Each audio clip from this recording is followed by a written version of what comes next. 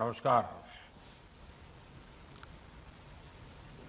कार्यक्रम में उपस्थित मंत्रिपरिषद के मेरे साथी स्वास्थ्य मंत्री मनसुख मांडविया जी, मंत्रिमंडल के मेरे अन्य सभी सहयोगी, वरिष्ठ अधिकारीगण, देश भर से जुड़े सरकारी और प्राइवेट अस्पतालों के चिकित्सक, हेल्थ मैनेजमेंट से जुड़े लोग, कार्यक्रम में उपस्थित अन्य सभी महानुभाव और मेरे प्यारे भाई और बहनों, 21वीं सदी में आगे बढ़ते हुए भारत के लिए आज का दिन बहुत महत्वपूर्ण है। बीते 7 वर्षों में देश की स्वास्थ्य सुविधाओं को मजबूत करने का जो अभियान चल रहा है, वो आज से एक नए चरण में प्रवेश कर रहा है और ये सामान्य चरण नहीं है, ये असामान्य चरण है। आज एक ऐसे मिशन की शुरुआत हो रही है जिसमें भारत की स्वास्थ्य सुविधाओं में क्रांतिकारी परिवर्तन लाने की बहुत बड़ी ताकत है। साथियों, 3 साल पहले पंडित दीनदयाल उपाध्याय जी की जन्म जयंती के अवसर पर पंडित जी को समर्पित आयुष्मान भारत योजना पूरे देश में लागू हुई थी। मुझे खुशी है कि आज से आयुष्मान भारत डिजिटल मिशन भी पूरे देश में शुरू किया जा रहा है। ये मिशन देश के गरीब और मध्यम वर्ग के इलाज में होने वाली जो दिक्कतें हैं, उन दिक्कतों को दूर करने में बहुत बड़ी भूमिका निभाएगा। टेक्नोलॉजी के माध्यम से मरीजों को पूरे देश के हजारों अस्पतालों से कनेक्ट करने का जो काम आयुष्मान भारत ने किया है, आज उसे भी विस्तार मिल रहा है, एक मजबूत टेक्नोलॉजी प्लेटफॉर्म मिल रहा है।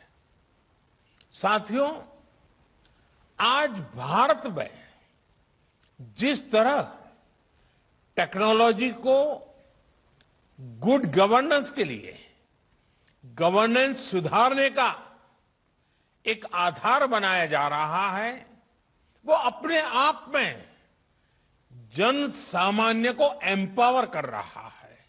यह अभूतपूर्व है।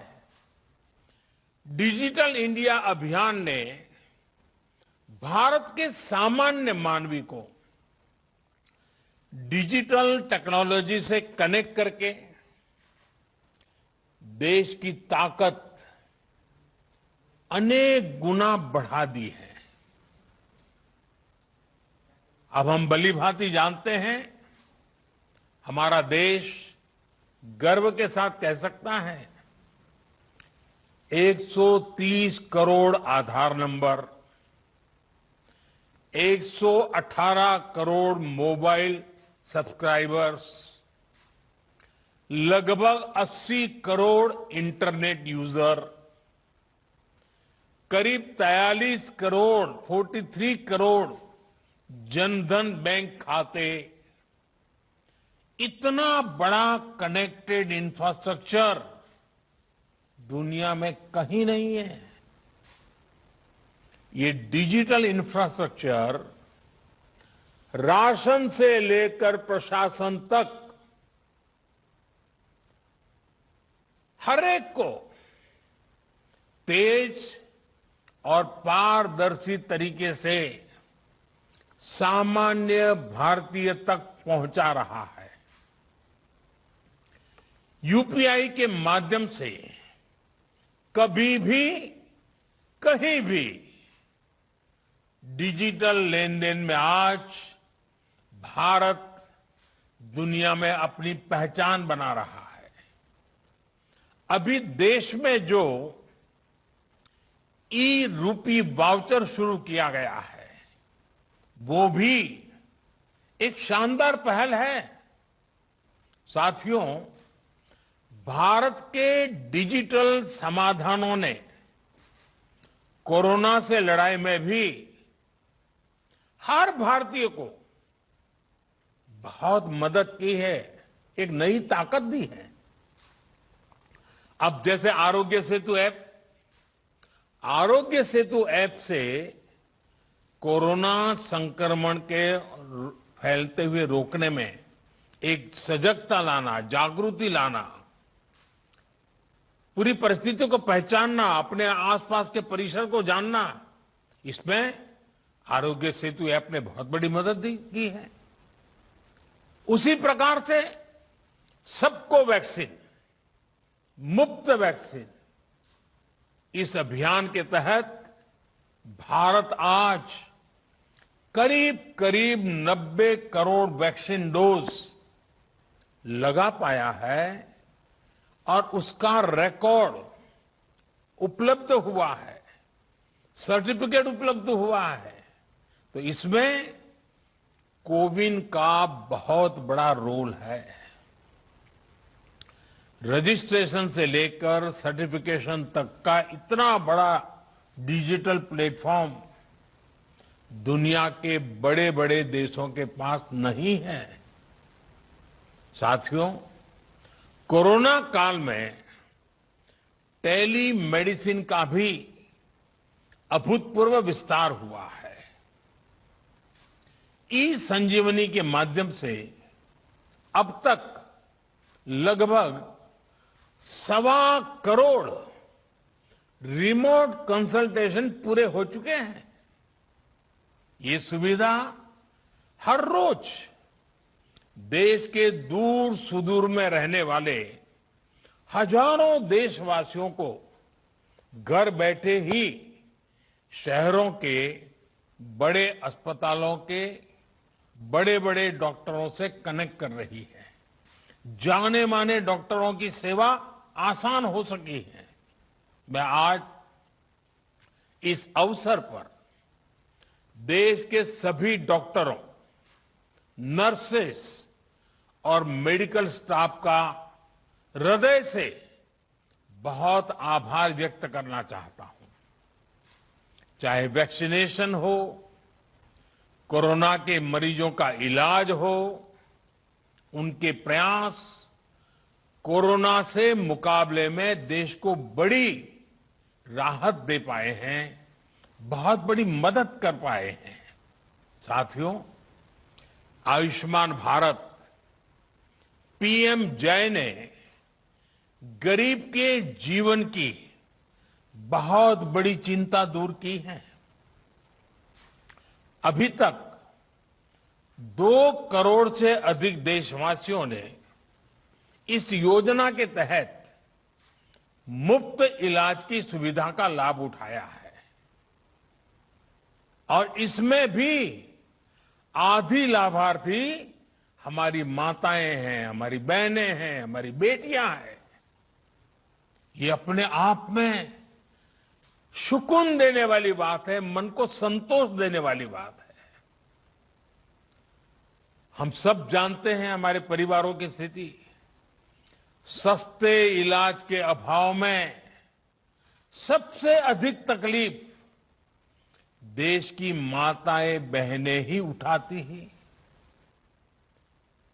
घर की चिंता, घर के खर्चों की चिंता, घर के दूसरे लोगों की चिंता में हमारी माताएं बहनें अपने ऊपर होने वाले इलाज के खर्च को हमेशा टालती रहती है, लगातार टालने की कोशिश करती है।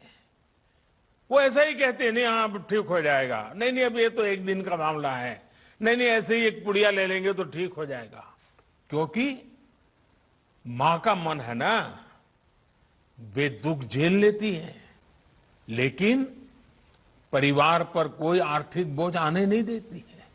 साथियों, जिन्होंने आयुष्मान भारत के तहत अभी तक इलाज का लाभ लिया है या फिर जो उपचार करा रहे हैं, उनमें से लाखों ऐसे साथी हैं जो इस योजना से पहले अस्पताल जाने की हिम्मत ही नहीं जुटा पाते थे, टालते रहते थे, वो दर्द सहते थे, जिंदगी की गाड़ी किसी तरह खींचते रहते थे, लेकिन पैसे की कमी की वजह से अस्पताल नहीं जा पाते थे।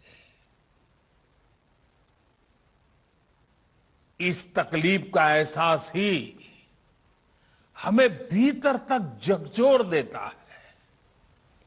मैं ऐसे परिवारों से मिला हूं इस कोरोना काल में, और उसके पहले ये आयुष्मान की जब जो लोग सेवाएं लेते थे, कुछ बुजुर्ग ये कहते थे कि मैं इसलिए उपचार नहीं कराता था क्योंकि मैं अपने संतानों पर कोई कर्ज छोड़ करके जाना नहीं चाहता था। कुछ सहन कर लेंगे, हो सकता है जल्दी जाना पड़े, ईश्वर बुला ले तो चले जाएंगे, लेकिन बच्चों पर, संतानों पर कोई आर्थिक कर्ज छोड़ करके नहीं जाना है, इसलिए उपचार नहीं कराते थे। और यहां इस कार्यक्रम में उपस्थित हमसे ज्यादातर ने अपने परिवार में, अपने आसपास ऐसे अनेकों लोगों को देखा होगा। हमसे ज्यादातर लोग इसी तरह की चिंताओं से खुद भी गुजरे हैं। साथियों, अभी तो कोरोना काल है, लेकिन उससे पहले मैं देश में जब भी प्रवास करता था, राज्यों में जाता था, तो मेरा प्रयास रहता था कि आयुष्मान भारत के लाभार्थियों से मैं जरूर मिलूं। मैं उनसे मिलता था, उनसे बातें करता था, उनके दर्द, उनके अनुभव, उनके सुझाव मैं उनसे सीधा लेता था। ये बात वैसे मीडिया में या और सार्वजनिक रूप से ज्यादा चर्चा में नहीं आई, लेकिन मैंने इसको अपना नित्य क्रम बना दिया था।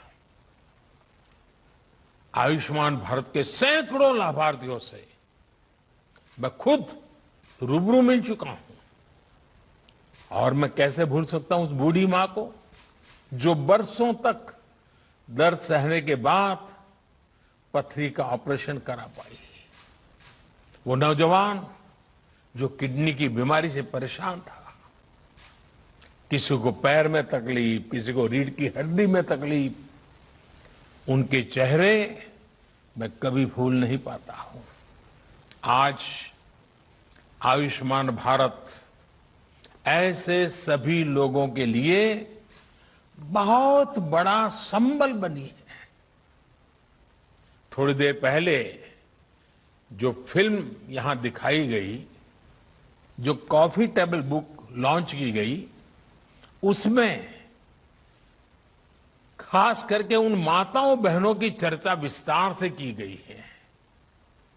बीते 3 सालों में जो हजारों करोड़ रुपए सरकार ने वहन किए हैं, उससे लाखों परिवार गरीबी के कुचक्र में फंसने से बचे हैं। कोई गरीब रहना नहीं चाहता है। कड़ी मेहनत करके गरीबी से बाहर निकलने के लिए हर कोई कोशिश करता है, अवसर तलाशता है। कभी तो लगता है कि हाँ बस अब कुछ ही समय में गरीबी से बाहर आ जाएगा, और अचानक परिवार में एक बीमारी आ जाए तो सारी मेहनत मिट्टी में मिल जाती है। फिर वो 5-10 साल पीछे उस गरीबी के चक्कर में फंस जाता है। बीमारी पूरे परिवार को गरीबी के कुचक्र से बाहर नहीं आने देती है। और इसलिए आयुष्मान भारत सहित हेल्थ केयर से जुड़े जो भी समाधान सरकार सामने ला रही है, वो देश के वर्तमान और भविष्य में एक बहुत बड़ा निवेश है। भाइयों और बहनों, आयुष्मान भारत डिजिटल मिशन अस्पतालों में प्रक्रियाओं को सरल बनाने के साथ ही ईज ऑफ लिविंग भी बढ़ाएगा। वर्तमान में अस्पतालों में टेक्नोलॉजी का जो इस्तेमाल होता है, वो फिलहाल सिर्फ एक ही अस्पताल तक या एक ही ग्रुप तक सीमित रहता है। नए अस्पताल या नए शहर में जब मरीज जाता है तो उसको फिर से उसी प्रक्रिया से गुजरना पड़ता है। डिजिटल हेल्थ रिकॉर्ड्स के अभाव में उसको सालों साल से चली आ रही फाइलें लेकर चलना पड़ता है। इमरजेंसी की स्थिति में तो ये भी संभव नहीं होता है। इससे मरीज और डॉक्टर दोनों का बहुत सा समय भी बर्बाद होता है, परेशानी भी ज्यादा होती है और इलाज का खर्च भी बहुत अधिक बढ़ जाता है। हम अक्सर देखते हैं कि बहुत से लोगों के पास अस्पताल जाते समय उनका मेडिकल रिकॉर्ड ही नहीं होता। ऐसे में जो डॉक्टरी जो परामर्श होता है, जांच होती है, वो उसको बिल्कुल जीरो से शुरू करनी पड़ती है, नए सिरे से शुरू करनी पड़ती है। मेडिकल हिस्ट्री का रिकॉर्ड न होने से समय भी ज्यादा लगता है, खर्च भी बढ़ता है और कभी कभी तो उपचार कॉन्ट्राडिक्टरी भी हो जाता है। और हमारे गांव देहात में रहने वाले भाई बहन तो इस वजह से बहुत परेशानी उठाते हैं। इतना ही नहीं, डॉक्टरों की कभी अखबार में एडवर्टाइजमेंट तो होती नहीं है। कानों कान बात पहुंचती कि फलाने डॉक्टर अच्छे हैं, मैं गया था तो अच्छा हुआ। अब इसके कारण डॉक्टरों की जानकारी हर किसी के पास पहुंचेगी भी, हाँ कौन ऐसे बड़े बड़े डॉक्टर हैं, कौन इस विषय के जानकार है, किसके पास पहुंचना चाहिए, नजदीक में कौन है, जल्दी कहां पहुंच सकते हैं, सारी सुविधाएं। और आप जानते हैं, और मैं और एक बात कहना चाहूंगा, इन सभी नागरिकों को इस तरह की परेशानी से मुक्ति दिलाने में आयुष्मान भारत डिजिटल मिशन बड़ी भूमिका निभाएगा। साथियों, आयुष्मान भारत डिजिटल मिशन अब पूरे देश के अस्पतालों के डिजिटल हेल्थ सॉल्यूशंस को एक दूसरे से कनेक्ट करेगा। इसके तहत देशवासियों को अब एक डिजिटल हेल्थ आईडी मिलेगी। हर नागरिक का हेल्थ रिकॉर्ड डिजिटली सुरक्षित रहेगा। डिजिटल हेल्थ आईडी के माध्यम से मरीज खुद भी और डॉक्टर भी पुराने रिकॉर्ड को जरूरत पड़ने पर चेक कर सकता है। यही नहीं, इसमें डॉक्टर, नर्स, पैरामेडिक्स जैसे साथियों का भी रजिस्ट्रेशन होगा।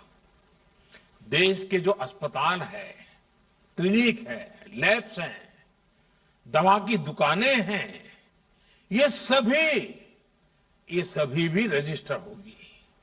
यानी ये डिजिटल मिशन हेल्थ से जुड़े हर स्टेक होल्डर को एक साथ एक ही प्लेटफॉर्म पर लाएगा। साथियों, इस मिशन का सबसे बड़ा लाभ देश के गरीबों और मध्यम वर्ग को होगा। एक सुविधा तो यह होगी कि मरीज को देश में कहीं पर भी ऐसा डॉक्टर ढूंढने में आसानी होगी जो उसकी भाषा भी जानता है, समझता है और उसकी बीमारी के उत्तम से उत्तम उपचार का वो अनुभवी है। इससे मरीजों को देश के किसी कोने में भी उपस्थित स्पेशलिस्ट डॉक्टर से संपर्क करने की सहूलियत बढ़ेगी। सिर्फ डॉक्टर ही नहीं बल्कि बेहतर टेस्ट के लिए लैब्स और दवा दुकानों की भी पहचान आसानी से संभव हो पाएगी।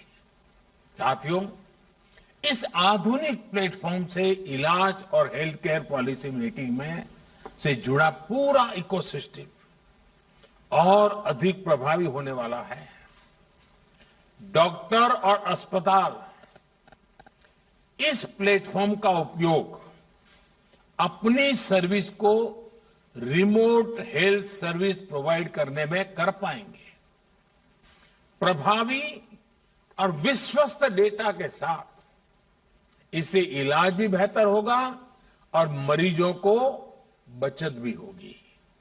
भाइयों और बहनों, देश में स्वास्थ्य सेवाओं को सहज और सुलभ बनाने का जो अभियान आज पूरे देश में शुरू हुआ है, ये 6-7 साल से चल रही सतत प्रक्रिया का एक हिस्सा है।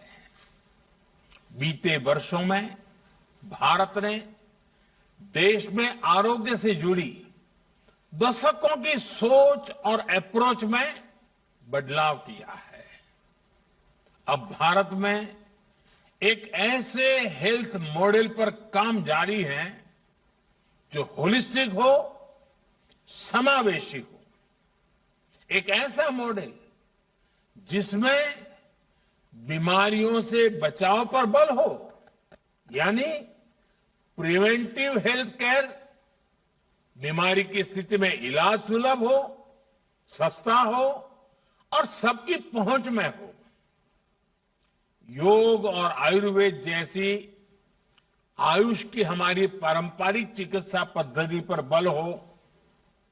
ऐसे सभी प्रोग्राम गरीब और मध्यम वर्ग को बीमारी के कुचक्र से बचाने के लिए शुरू किए गए। देश में हेल्थ इंफ्रा के विकास और बेहतर इलाज की सुविधाएं देश के कोने कोने तक पहुंचाने के लिए नई स्वास्थ्य नीति, हेल्थ पॉलिसी, स्वास्थ्य नीति बनाई गई। आज देश में एम्स जैसे बहुत बड़े और आधुनिक स्वास्थ्य संस्थानों का नेटवर्क भी तैयार किया जा रहा है। हर 3 लोकसभा क्षेत्र के बीच एक मेडिकल कॉलेज का निर्माण भी प्रगति पर है। साथियों, भारत में स्वास्थ्य सुविधाओं को बेहतर बनाने के लिए बहुत जरूरी है कि गांवों में जो चिकित्सा सुविधाएं मिलती हैं उनमें सुधार हो। आज देश में गांव और घर के निकट ही प्राइमरी हेल्थ केयर से जुड़े नेटवर्क को हेल्थ एंड वेलनेस सेंटर में उससे सशक्त किया जा रहा है। अभी तक ऐसे लगभग 80,000 सेंटर्स चालू हो चुके हैं। ये सेंटर्स रूटीन चेकअप और टीकाकरण से लेकर गंभीर बीमारियों की शुरुआती जांच और अनेक प्रकार के टेस्ट की सुविधाओं से लैस हैं। कोशिश ये है कि इन सेंटर्स के माध्यम से जागरूकता बढ़े और समय रहते गंभीर बीमारियों का पता चल सके। साथियों, कोरोना वैश्विक महामारी के इस दौर में मेडिकल इंफ्रास्ट्रक्चर के निर्माण को निरंतर गति दी जा रही है। देश के जिला अस्पतालों में क्रिटिकल केयर ब्लॉक्स का इंफ्रास्ट्रक्चर तैयार किया जा रहा है। बच्चों के इलाज के लिए जिला और ब्लॉक के अस्पतालों में विशेष सुविधाएं बन रही है। जिला स्तर के अस्पतालों में अपने ऑक्सीजन प्लांट्स भी स्थापित किए जा रहे हैं। साथियों, भारत के हेल्थ सेक्टर को ट्रांसफॉर्म करने के लिए मेडिकल एजुकेशन में भी अभूतपूर्व रिफॉर्म्स हो रहे हैं। 7-8 साल में पहले की तुलना में आज अधिक डॉक्टर्स और पैरामेडिकल मैन पावर देश में तैयार हो रही है। सिर्फ मैन पावर ही नहीं, बल्कि हेल्थ से जुड़ी आधुनिक टेक्नोलॉजी, बायोटेक्नोलॉजी से जुड़ी रिसर्च, दवाओं और उपकरणों में आत्मनिर्भरता को लेकर भी देश में मिशन मोड पर काम चल रहा है। कोरोना की वैक्सीन के डेवलपमेंट और मैन्युफैक्चरिंग में भारत ने जिस तरह अपना सामर्थ्य दिखाया है, वो हमें गर्व से भर देता है। स्वास्थ्य उपकरणों और दवाओं के कच्चे माल के लिए पीएलआई स्कीम से भी इस क्षेत्र में आत्मनिर्भर भारत अभियान को बहुत ताकत मिल रही है। साथियों, बेहतर मेडिकल सिस्टम के साथ ही ये भी जरूरी है कि गरीब और मध्यम वर्ग का दवाओं पर कम से कम खर्च हो। इसलिए केंद्र सरकार ने जरूरी दवाओं, सर्जरी के सामान, डायलिसिस जैसी अनेक सेवाओं और सामान को सस्ता रखा है। भारत में ही बनने वाली दुनिया की श्रेष्ठ जेनरिक दवाओं को इलाज में ज्यादा से ज्यादा उपयोग में लाने के लिए प्रोत्साहन दिया गया है। 8,000 से ज्यादा जन औषधि केंद्रों ने तो गरीब और मध्यम वर्ग को बहुत बड़ी राहत दी है। और मैं जन औषधि केंद्र से जो दवाइयां लेते हैं, ऐसे मरीजों से भी पिछले दिनों मुझे कई बार बात करने का मौका मिला और मैंने देखा है कुछ परिवार ऐसे उनको डेली कुछ दवाइयां लेनी पड़ती हैं, कुछ उम्र में कुछ बीमारियों के कारण। इस जनऔषधि केंद्र के कारण ऐसे मध्यम वर्गीय परिवार के 1,000, 1,500, 2,000 रुपया हर महीना बच रहा है। साथियों, एक संयोग ये भी है कि आज का ये कार्यक्रम वर्ल्ड टूरिज्म डे पर आयोजित हो रहा है। कुछ लोग सोच सकते हैं कि हेल्थ केयर के प्रोग्राम का टूरिज्म से क्या लेना देना, लेकिन हेल्थ का टूरिज्म के साथ एक बड़ा मजबूत रिश्ता है, क्योंकि जब हमारा हेल्थ इंफ्रास्ट्रक्चर इंटीग्रेटेड होता है, मजबूत होता है, तो उसका एक सकारात्मक प्रभाव टूरिज्म सेक्टर पर भी पड़ता है। क्या कोई टूरिस्ट ऐसी जगह जाना चाहेगा जहां किसी इमरजेंसी में इलाज की बेहतर सुविधाएं न हो?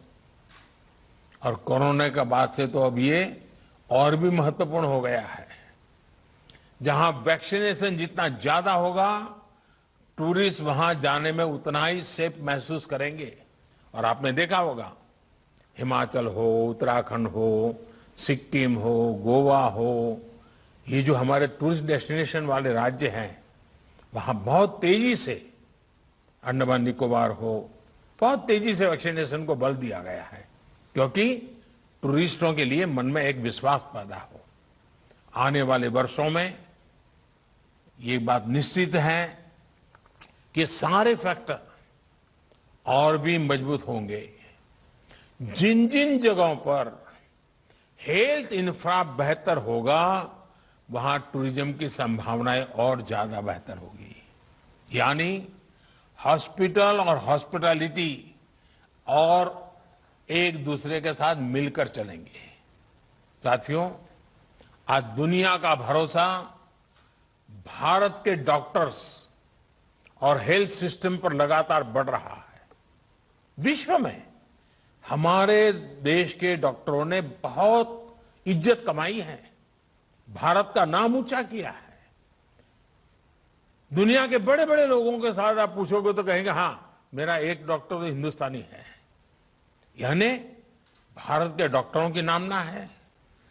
भारत के इंफ्रास्ट्रक्चर अगर मिल जाए तो दुनिया से हेल्थ के लिए भारत आने वालों की संख्या बढ़नी बढ़नी है।